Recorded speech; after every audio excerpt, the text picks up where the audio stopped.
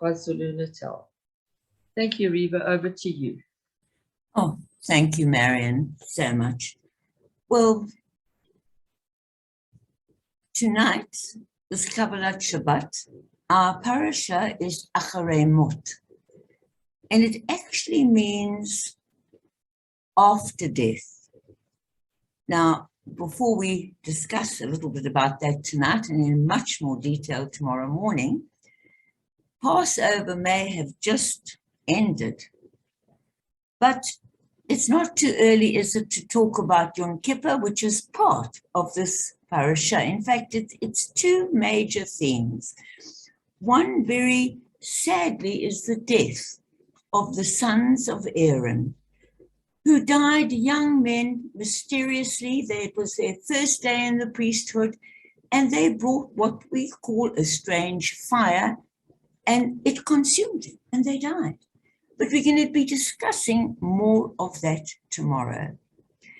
I thought I'd share with you more about the thoughts of the actual title After Death.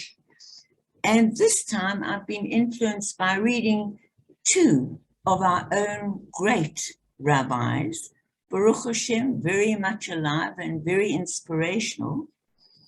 And the one is Rabbi Rick Jacobs, and he brought up some very interesting thoughts about the death of these young men and what is a strange fire. And no rabbis have really agreed on why they died. What did they do to cause it? But more of that tomorrow. Another very interesting aspect of Achrei Mot, after death, is brought up by one of our own rabbis and cantors, Jill Abramson. When I first read that Achrei, after death, we've already discussed this when we were discussing the parasha Shemini. We already went into detail about why these two young men died. But perhaps after death has another meaning. I always saw it as referring to the horrible thought, in a way, the frightening thought of one's own death, but actually the meaning is not that at all. It seems to be that the meaning is, how do we behave after the death of a loved one? How do we handle that tragedy of losing a loved one? We all know that Moses insisted and Aaron agreed that he would not show his emotions straight away. He wasn't allowed to rent his clothes and cry, but because he was a great leader, and you have to always put the people first. However, if you remember, he did refuse to eat anything. And when Moses reprimanded him, because that is part of the ritual in those days, he said, what would Hashem have thought of me, or the people, when I've just lost my sons? And Moses agreed. He actually apologized. He was big enough. So how do we handle the death of loved ones?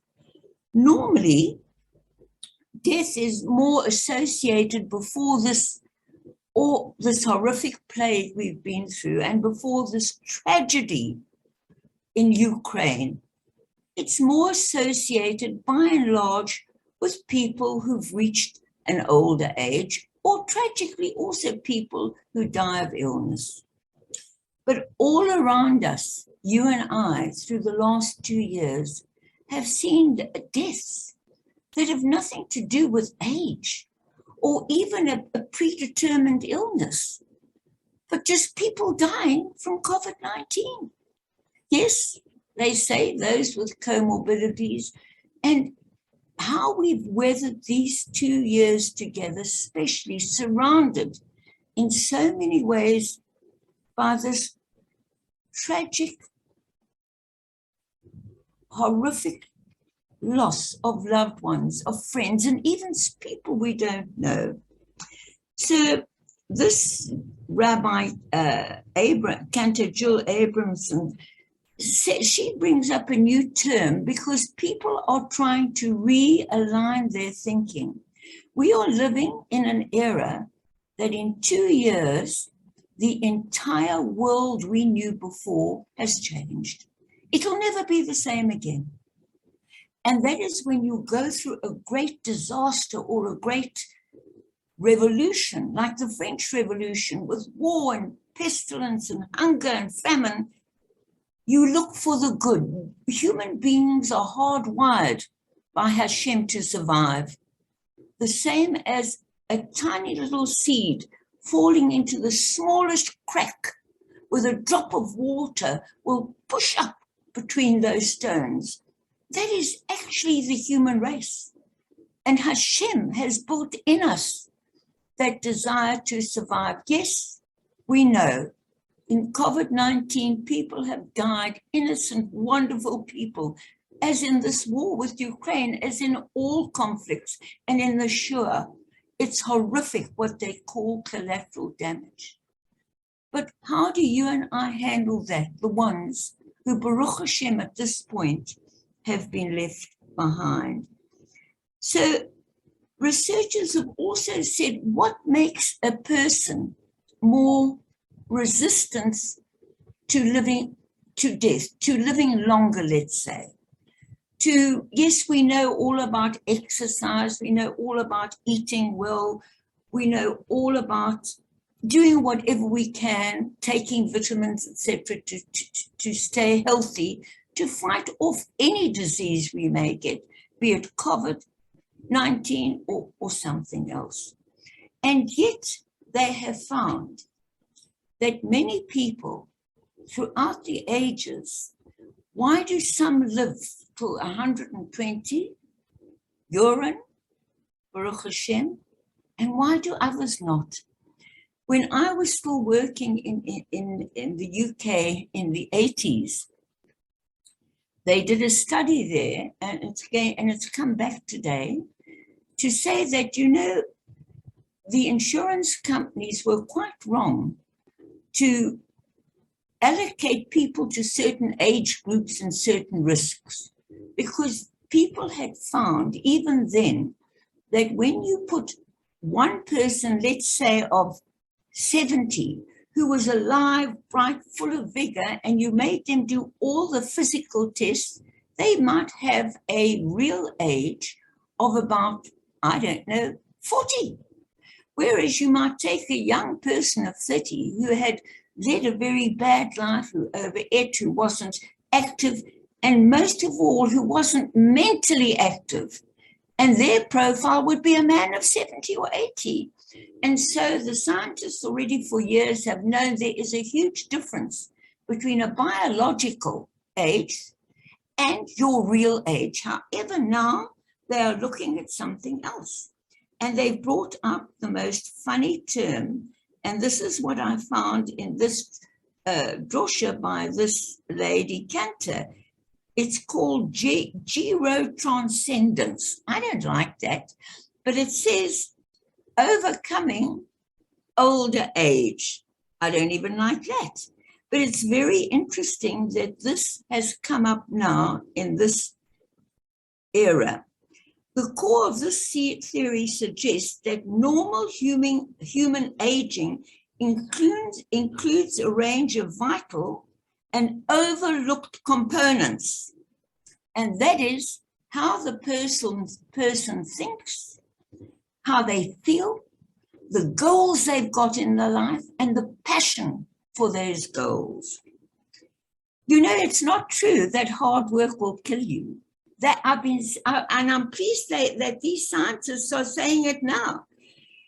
You can work 18 hours a day, and provided you love what you do, you're passionate about it, you might get exhausted, but you won't die from it.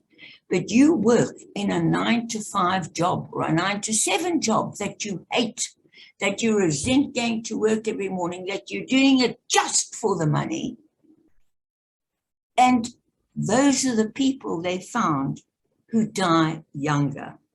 So I just want to share some of the things that this fascinating parasha, Achrei Mot, how do you and I react after we've lost someone? Well, we know that the Jewish way means that we have to look at the living, that we've got to mourn. Yes, for a month or more we mourn. But then, like Aaron, we have to look at those we've lost and in their memory and in their name and in their image, make the world better for people around us who are also suffering a loss. But that's really more idealistic. What they also say is that as you grow older in years with more and more experiences behind you, it actually gives you a chance to appreciate life more. It actually gives you a chance to say, you know what I did, my God, why did I do that 20 years ago? Now I see why I did it. So it gives us a chance to really realign our thoughts and changing our priorities. And it's incredible that there are many projects today, and particularly in this era as well, looking at longevity. And I just want to quote here that researchers Howard Friedman and Leslie Martin thought that the characteristics correlated with those who lived the longest were very unusual. People, okay, I've said this already, do not die from working long hours at a channeling job. In fact, the people who work the hardest and feel they're being of service, either as an entrepreneur to the company they work for or for themselves like me, that they get a kick out of helping the company and the employees and people do well, they live the longest. How amazing. But another thing they found, which was quite amazing, and I'll conclude on this, Friedman and Martin reported one thing that marks a health and a long life. And guess what? It's participation in a congregation like ours. Now, before you say anything, they found that it was not necessarily pointing that a church or a synagogue or a mosque and all our magnificent words did anything. No. And they said even less than sitting in a garden and meditating. No, what they discovered in deep research was that being part of a congregation or community, and this is important, and finding people with whom you can share the difficult times in your life. And this is where the Jewish religion is extraordinary in our rituals that handle us from that horrific moment of losing someone we love to getting over it and never forgetting that person, never really getting over it, but in their memory carrying on. It also says that the people who live the longest, when they can find a community that gives them a reason to perhaps be more than we all are, that together we can be more than we are, that they can participate and help others, as so many of you are doing in this congregation. So it is quite amazing. The 71st Psalm tells us of an aching plea. Al tashlicheni leyat zikna. And it says, translated loosely into English, do not cast me off as I grow. It says old. I'm crossing that out and making it older. But as we age, as we have more and more experience, we are each given a gift. The gift of utilizing that experience to live a better life, to find more meaning, and in a way, I think, to even get younger and more passionate, because we forgive ourselves our mistakes of the past. We are nicer to other people when they hurt us or make mistakes. We try to understand and put ourselves in their shoes. That doesn't come easily. That comes with experience and, of course, with hearing the beautiful words of Torah every week. So let us say that no matter what age you or I or anyone is, no one we know lives forever, but Achrei Mot, afterlife, reminds us that how we live each day is what counts. None of us knows when that day will come where we are no longer physically here. I do believe in a higher energy that we join, but it's not the point. Jews are not interested in an afterlife at all. We're interested only in how we act here. In fact, I was trained by a wonderful man in the States, and he was connected to UCLA University, William Penn Patrick. We only spent 2 weeks.